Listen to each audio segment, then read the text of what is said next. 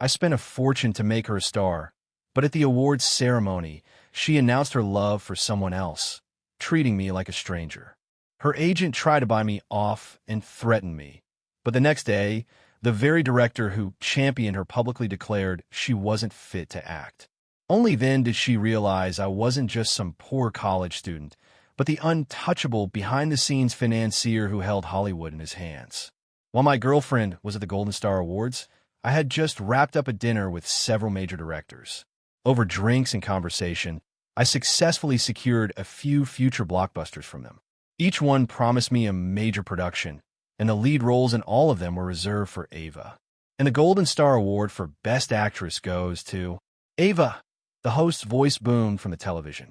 On screen, Ava, draped in a white gown, walked confidently toward the center of the stage.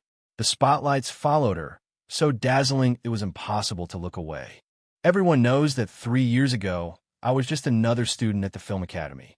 To be standing here today, holding this trophy, I have so many people to thank, Ava said from the stage, her voice thick with emotion. The moment she stepped foot in the Film Academy, she was crowned the campus queen, and I was her hopelessly devoted simp.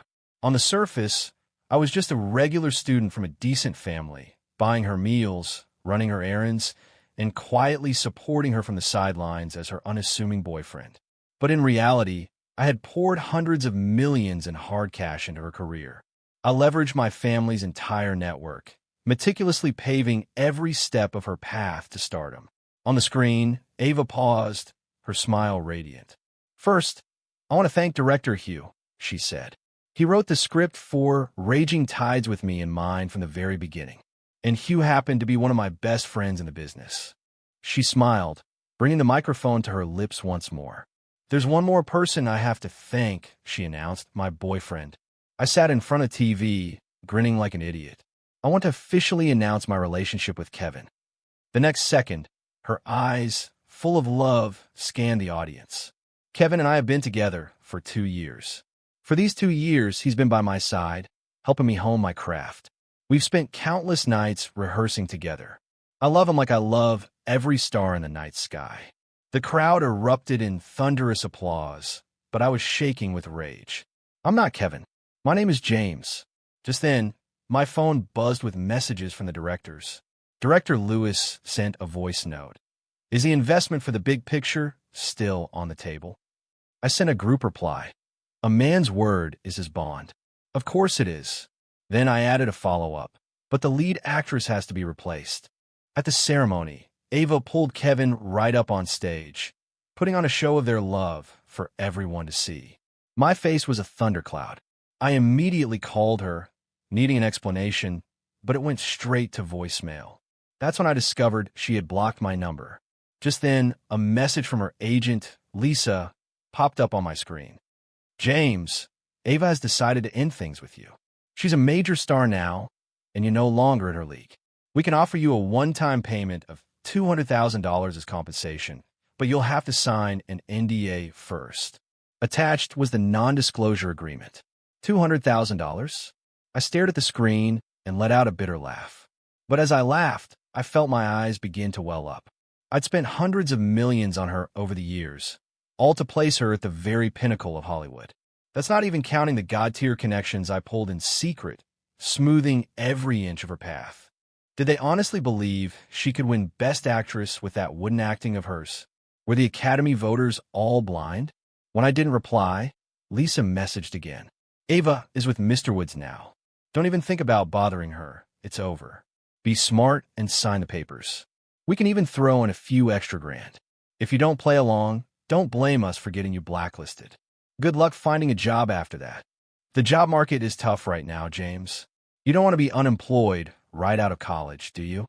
I was done responding. I just turned off the TV. The last thing I saw was Ava and Kevin locked in a kiss for the cameras. They stood center stage, bathed in spotlights, while the crowd's screams grew wilder. Reporters swarmed them from every angle, the clicks of their cameras sounding like a downpour. Suddenly, Hugh stormed the stage and shoved Kevin aside. "Hugh," Ava said, completely stunned. Before she could say another word, he swung his arm and slapped her hard across the face. Ava was frozen in shock. Hugh just looked at her and said, "You don't deserve to be in my film," then turned and walked off stage. The room exploded into chaos. Ava's public declaration of love was already headline news. But Hugh's slap turned it into a full-blown media firestorm. The Golden Star's Best Director striking the new Best Actress, a public meltdown. Tomorrow's tabloids were going to have a field day. I watched the chaos unfold on screen and let out a long, slow breath. Hugh, you're a true friend. That was a perfect slap. The next morning, Hugh showed up at my door with a bottle of whiskey. "Man, I'm sorry," he said, his face flushed. It was obvious he hadn't slept. "I feel like I ruined my own movie." Raging Tides was his baby. He'd poured every ounce of his energy into it, chasing artistic perfection. When he found out that I, the heir to a fortune, was completely smitten with Ava, he got inspired and based the story on me. He always saw the film as a kind of wedding present for us. In Raging Tides, the main character's name is Evan James. Now that gift was completely tarnished, and he was taking it harder than anyone. Seeing how worn out he looked, I found myself comforting him. "Don't worry about it, man. We own the rights. I'll have it pulled from distribution, and I'll bankroll a complete reshoot." Hugh's eyes lit up. He grabbed my arm. "What about the budget?" "No ceiling," I said with a half-smile. "Shoot however you want. If you want to film on the moon, we'll make it happen." "Well, in that case, I'm adding more spectacle," Hugh said, already slipping into director mode, storyboarding in his head. Then he looked at me. "So, who are we casting as the new lead?" The words, "new lead," made my smile vanish. Yeah, who could we possibly cast? A pang at my chest. For 3 years, I'd been Ava's pathetic simp. She was the queen of the campus, and if she so much as frowned at me talking to another girl, I'd cut them off. Now that I actually needed to cast someone, my mind was a total blank. I couldn't think of a single name. Hugh realized his mistake and started to apologize, but I just took the bottle from him and poured 2 stiff drinks. "Let's just drink today," I said, downing mine in one gulp. Hugh raised his glass and did the same. A loud banging echoed from the front door. I went to open it, and there she was. Ava. In her hand, she was clutching that NDA. She wrinkled her nose in disgust at the smell of whiskey on me. "Lisa sent you a dozen messages, and you just hide in here, getting drunk?" She slapped the papers against my chest. "How pathetic. Breaking up with you was the best decision I've ever made." "What do you want?" I asked, my voice cold. The awards show had destroyed any lingering feelings I had for her. I had already decided I was done with her for good. As far as I was concerned, we were strangers. "Just sign the contract, and I'll go," Ava said, her voice flat. Her eyes, once so warm, were now just chips of ice. "I have nothing more to say about us," I told her. "It's just embarrassing at this point." I'll let the contract fall to the floor. That set her off. She jabbed a finger at my chest, her voice shrill. "Embarrassing? James, has the alcohol rotted your brain? Look at me. I'm a Best Actress. And look at you, a jobless loser hiding at home, drowning in booze. You're signing this today. Lisa was right about you. Sooner or later, you'll be trying to sell stories about my past for cash, using my name for clout. I can't afford that kind of humiliation." She got more and more worked up, kicking the scattered papers back toward my feet. I just stood there, momentarily speechless. I never thought the graceful girl I once knew could be so vulgar. It was a real eye-opener. And she thought I'd sell her out for money? As the heir to the Anderson fortune, who on this planet could even afford my price? "Are you going to sign it or not?"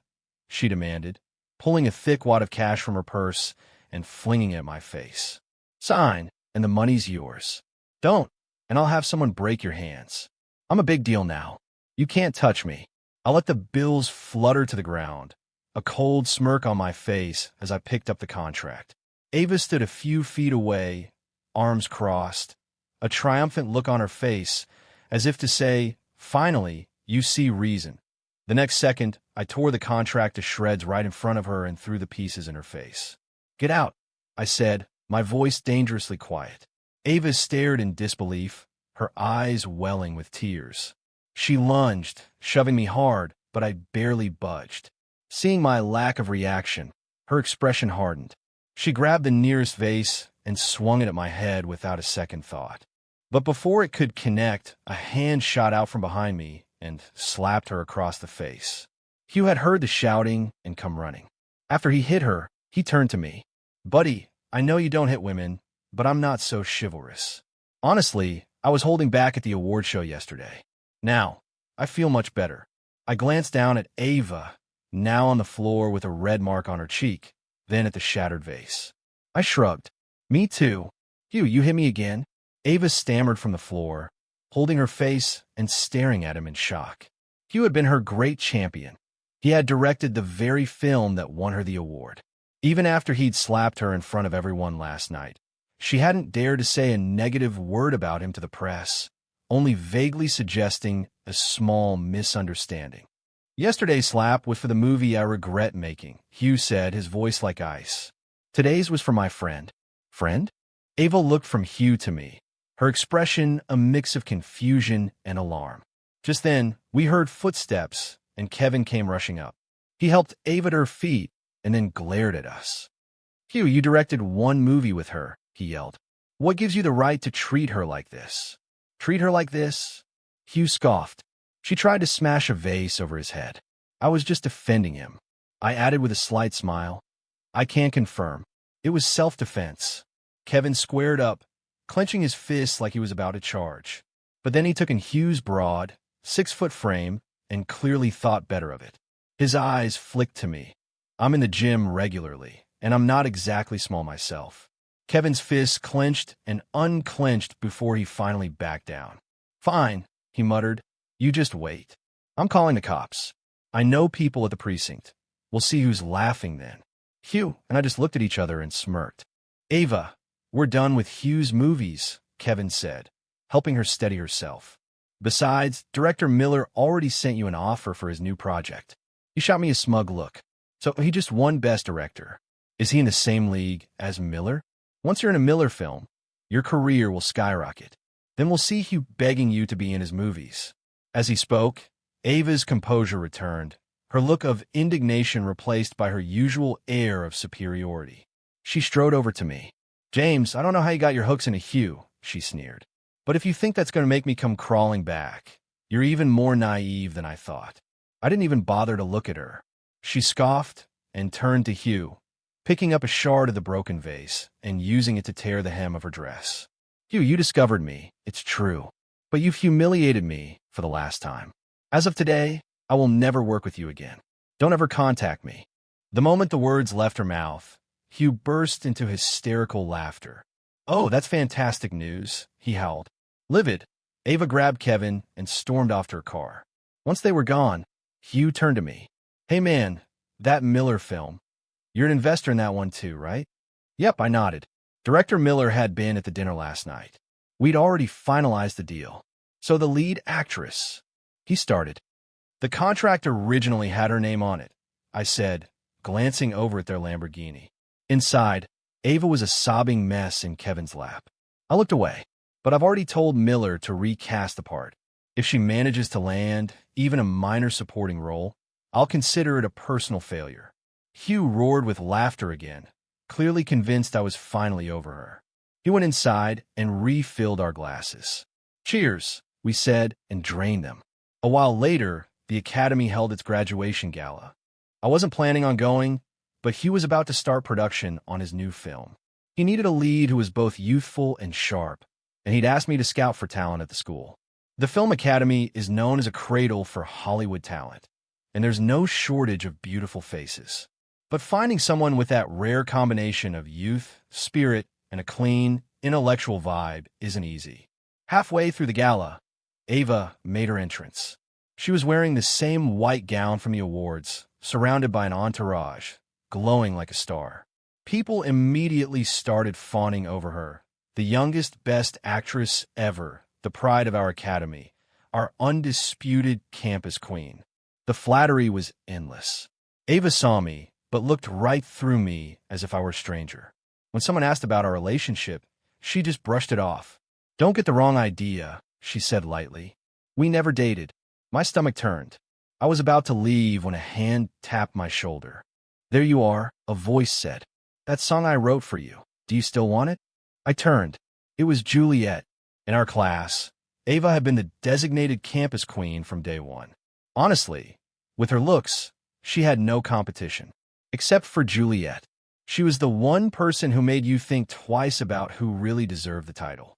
She was every bit as beautiful as Ava. But while Ava was laser-focused on conquering Hollywood, Juliet's passion was music. She wrote, composed, and performed her own songs.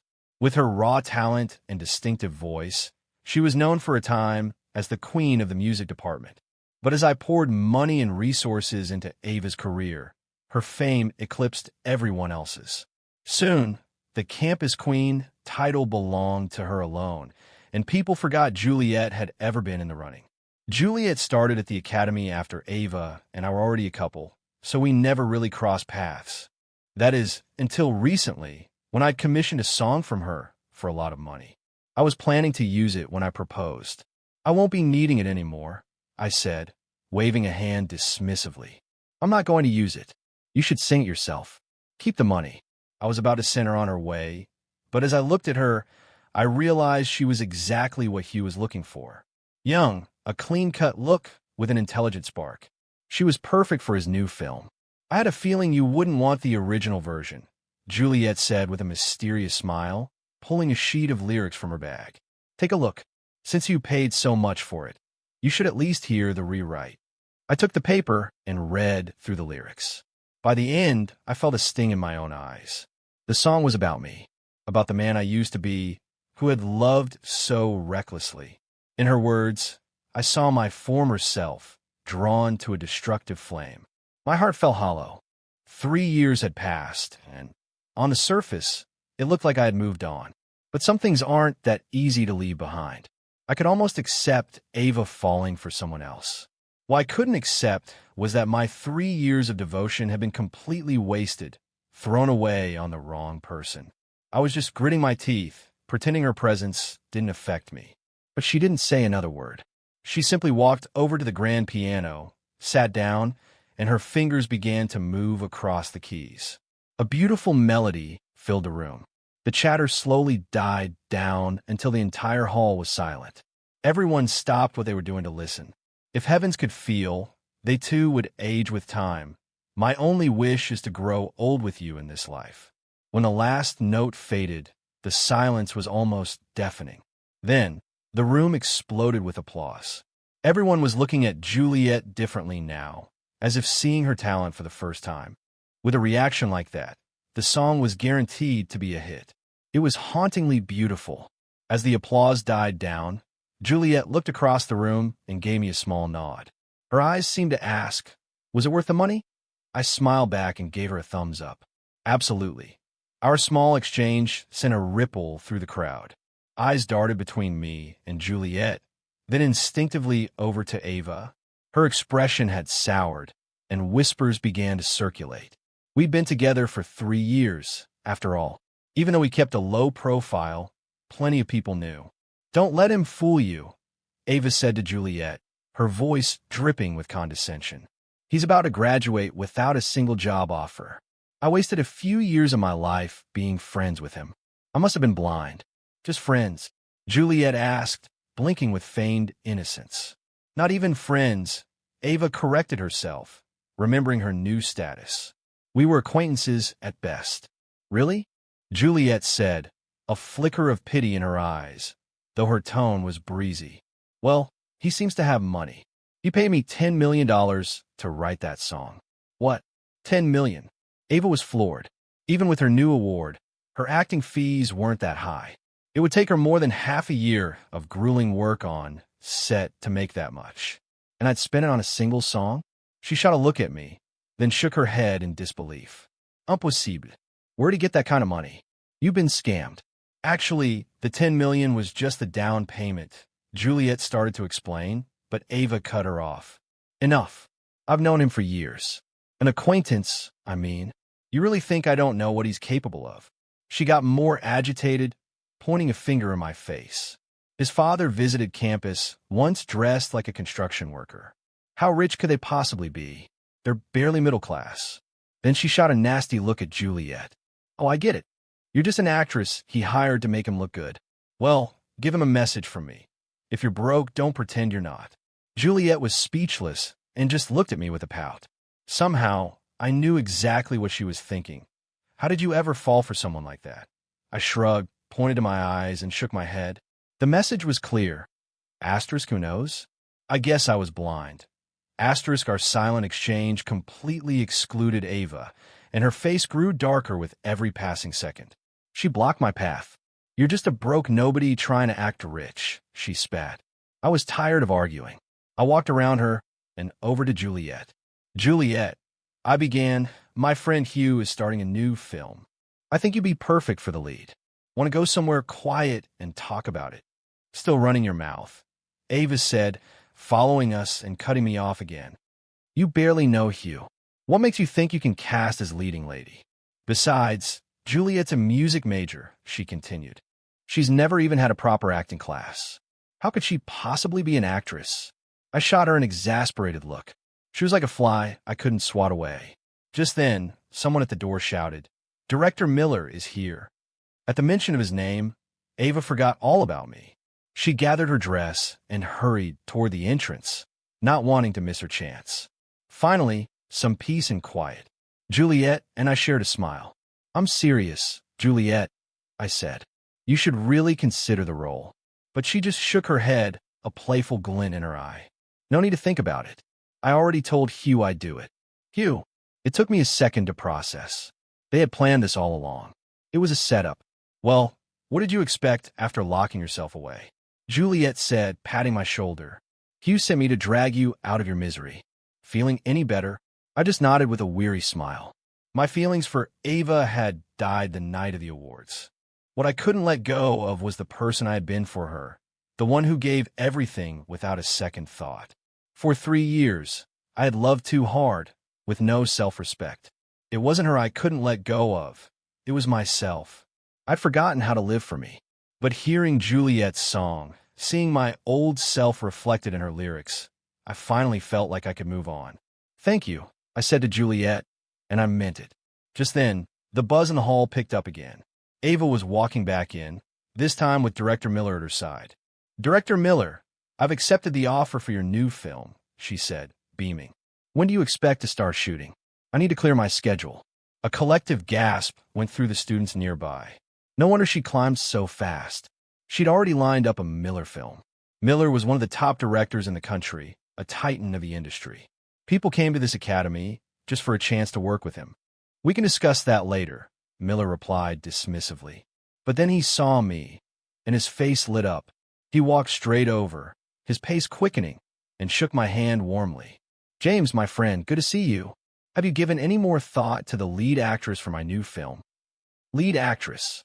Those 2 words had become the bane of my existence. Directors were calling me constantly, asking if I'd made a decision. But the lead was the heart of these scripts. Production couldn't start without my sign-off. That's what happens when you're the one bankrolling the whole slate. The problem was, with so many films in production, where was I supposed to find that many perfect leading ladies? Beside us, Ava stood frozen, watching Miller shake my hand. James, you're the mystery investor? There are a lot of investors in Hollywood, I said, deciding to drop the act. But the one who's been funding everything while staying in the shadows? Yeah, that's probably me. Ava looked like she'd been turned to stone. Nearly every film she'd ever been in had been backed by my money. She tried to find out who the mysterious Mr. Anderson was, but no one in the industry knew. She'd suspected it was me at first, but then she saw my father visit me on campus once, dressed in a simple, unassuming suit, and she dismissed the idea entirely. How? She stammered. Your father. He came to campus that day dressed like some regular old guy. How could you be the James Anderson? Her eyes red. Ava rushed toward me, reaching for my sleeve. I sidestepped her, my expression like ice. I wanted nothing more to do with her. Kids these days, Director Miller sighed, shaking his head. They don't even recognize Martin Anderson when they see him, complaining that he dresses shabbily. That was a custom-tailored suit. At the name Martin Anderson, a chill ran down Ava's spine. My father, Martin Anderson, is one of the most famous entrepreneurs in the country. He built Apex Microelectronics Corporation from the ground up, turning it into a tech behemoth. His name has been in every major business journal for decades. Martin Anderson, is your father? Ava whispered, her hand flying to her mouth as if waking from a nightmare. In that instant, she finally understood the magnitude of what she had thrown away. And me? I just felt a weight lift from my chest. Her leaving me was the best thing that could have happened. Keeping her by my side would have been an embarrassment to my family. With that thought, I nodded. Yes, I admitted calmly. My father is Martin Anderson. I paused, then looked directly at Ava. The same regular old guy you were just describing. Ava's eyes filled with despair, but I ignored her completely. Miller was getting anxious, reminding me that his film needed to start production soon, and we had a lock in a leading lady. My head was starting to ache. On an impulse, I pulled Juliet, who had been watching from the sidelines, over to us. Director Miller, I said, what about her? This young woman? Miller sized her up, nodding in approval before hesitating. I don't know if she can act, though. All right, kid, show me happy. In response, Juliet gave him a completely deadpan, world-weary look. Perfect, Miller's eyes lit up. The character is supposed to be moody and eccentric. I like this. This is interesting. Juliet blinked, then saw the growing approval on Miller's face and caught on. She tilted her head. So, whether I laugh or cry, I passed the audition, right? Sharp. Quick on your feet, Miller beamed. You're exactly like the character in the script. He clapped me on the shoulder. James is the main backer here. The final call on the leading lady is his. Juliet tried to slip away, but I caught her arm. You already agreed to do Hugh's film. Now you have a chance to work with Miller, too. You can't pass this up. I looked her in the eye. I know you can do this. You're going to be a star in both film and music. My confidence seemed to sway her. Well, my schedule is pretty open, she admitted. And I have been working on my acting. I'd love to be in the film, even in a supporting role. Just then, Ava approached, her eyes pleading. James, for the sake of our 3 years together. I cut her off. Don't talk about those 3 years. As far as I'm concerned, I spent 3 years feeding a stray dog. With that, I turned and walked out with Miller and Juliet. Just before I left, I added one last thing without looking back. Forget the lead role. With your talent, you wouldn't even qualify as an extra. After the gala, Juliet's song, If Heavens Could Feel, blew up online. Everyone recognized her talent, calling her a once-in-a-generation genius. Fans shared the video of her performance like crazy and begged her to release an album.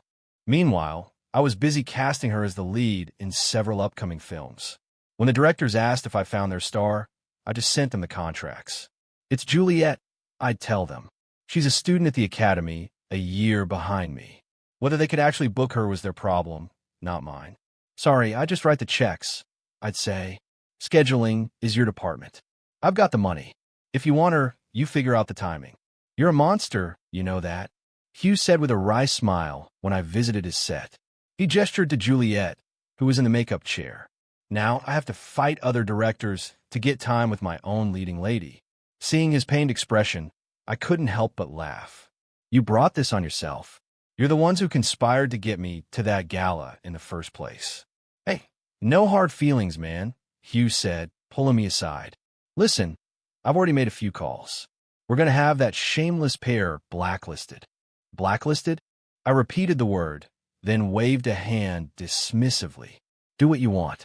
I honestly don't care about her anymore. After that, Ava vanished from the screen. So did Kevin, the once popular heartthrob. No one in Hollywood would hire them. Their careers were over. Ava came by my place once, begging for another chance, but I didn't even open the door.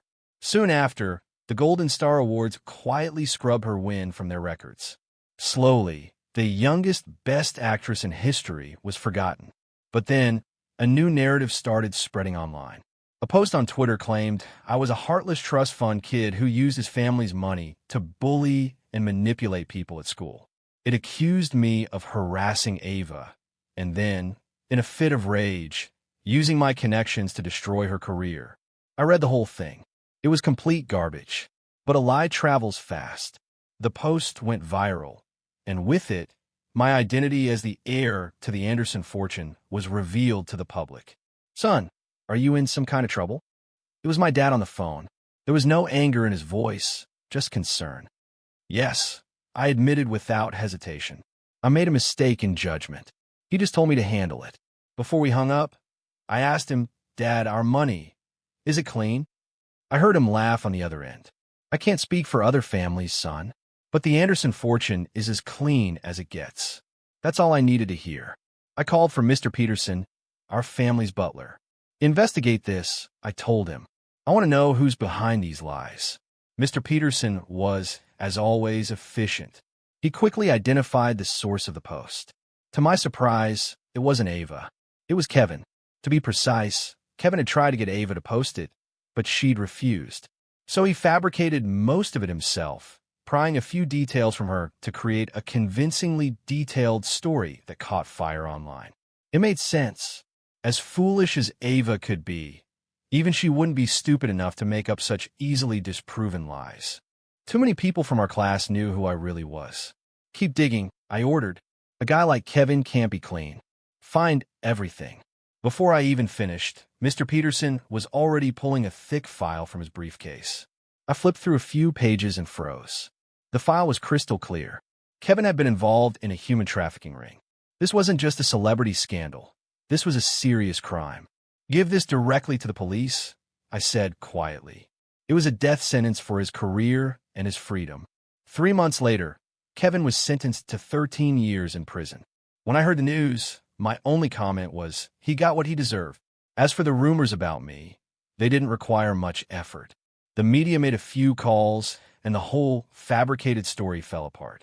People knew my reputation, both at school and in the industry. Then, somehow, old iMessage logs between Ava and me were leaked. They were full of my cheesy, over-the-top pickup lines. Do you know why I get sleepy when I see you? Because you're so sweet. You're giving me dreams. Sometime later, Hugh came to me with a video. It was Ava, starring in a low-budget adult film. It hadn't been released yet. Hugh had managed to get it pulled before it went public. I watched it without expression, then set down the phone. I thought you said she was blacklisted, I said. Does this count as a role you're supposed to be blocking? Hugh looked conflicted. Well, technically it is a film. If it's a film, it's a film, I said flatly. Hugh scratched his head. So, do I let it go through or kill it? Kill it, I said with a nod. After Hugh left, I thought it over and sent him a text. Killing the adult film is the right call. But as for the blacklist, let's drop it. Let her have a chance. The market can decide her fate. He replied with a salute emoji. Ava did eventually start working again, but her acting was as stiff as ever, and audiences weren't interested. She slowly faded from the public eye once more. I heard rumors that she got married and settled down somewhere. I had no interest in the details. Juliet, on the other hand, became a phenomenon. She was now an A-list star in both film and music, a household name. Fortunately, the Anderson fortune was more than enough to shield her from the worst of Hollywood's predatory nature. He noticed, of course. Every now and then he'd remind me, you know, your grandfather tasked me with helping you find a wife. I'd just smile and say, hasn't happened yet. Haven't met the one. One day, Juliet came to me and said she wanted to cancel all her upcoming projects and take a few months off to relax on an island. I agreed without hesitation. She deserved a break, and I didn't want to see her work herself to exhaustion. About 3 months later, Hugh sent me a screener for a new film. When I saw the title, I froze. Raging Tides. It was the same title as the film that had won Ava her award. Hugh had always talked about reshooting it, but I hadn't heard anything. Now, out of the blue, he'd sent me the finished movie. I cleared my schedule for the day, opened my laptop, and started watching the new version. The screen lit up, and the first face I saw was Juliet's. I felt a strange sense of déjà vu. As the film unfolded, I realized the story was different this time. It wasn't about me anymore. It was about her. She was like the wind, skimming across the water, leaving a trail of gentle ripples. At the end of the film, the production date appeared on the screen. It wasn't recent. It was from years ago, before the award show. My heart clenched. I immediately found the original version of the film online. Watching it again, I saw it. In the background of so many scenes, in unremarkable corners, Juliet had been there all along. A blur in the background, a figure reading a book in a library. In the scene where my character was waiting foolishly for Ava's character outside the dorm, she was there, standing quietly in the back of the crowd. She had always been there. I closed the laptop and lit a cigarette, then another. I put on my headphones and played If Heavens Could Feel on repeat. Let the past be the past, I whispered to myself, putting out the last cigarette. If heavens could feel, they too would age with time. I kept turning the lyric over in my mind. It felt like a love letter that had taken years to finally reach me. And thankfully, it wasn't too late. I picked up my phone and sent Juliet a text. Rested up yet? A voice note came back almost immediately, her voice as playful as ever. What? The big bad capitalist wants to exploit his workers some more. I laughed and texted back. I mean, you might need a little more time off. How much more? She wrote back. About 90 days, I type. That's roughly how long maternity leave is by law. This time, the silence stretched on, long enough for my heart to start pounding. I don't know how much time passed before my screen lit up again with a short reply. If you're offering, I'll take it. I looked at the words on the screen and laughed. I grabbed my jacket and headed for the door. Catalina Island. The person waiting for me there. It was time to go. This isn't just a tale of satisfying revenge. It's a story about rebuilding one's self-worth. At its heart, the story is about being seen. The protagonist's healing comes not from making the betrayer pay, but from the moment he is truly understood. It shows us that true strength lies in letting go of a past where love was misplaced and embracing the one who truly sees you.